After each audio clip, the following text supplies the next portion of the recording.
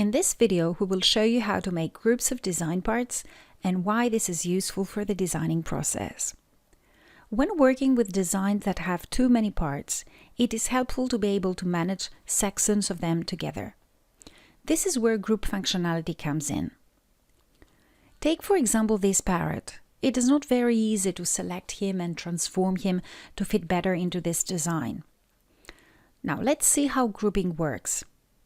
Select all the parts of the parrot, right-click and use Group option.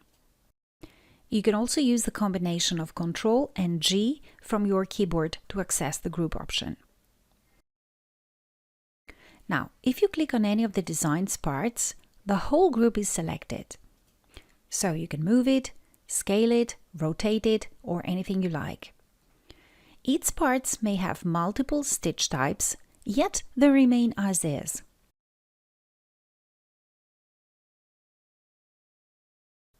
The same goes for these leaves.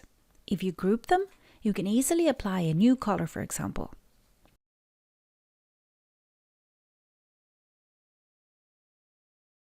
At any point, you can add objects to any group.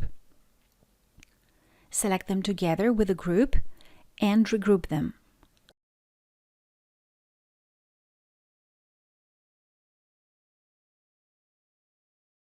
Likewise, you can group multiple groups.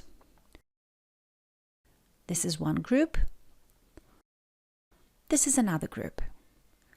At this point, I need to mention that you can easily align those groups, for example, center horizontally.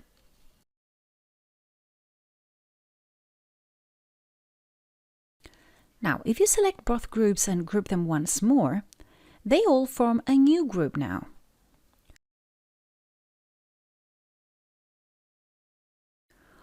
Of course, you can separate any group into its sub-items anytime. If the group consists of other groups, it will break into subgroups. Then you can ungroup each group into its sub-items separately.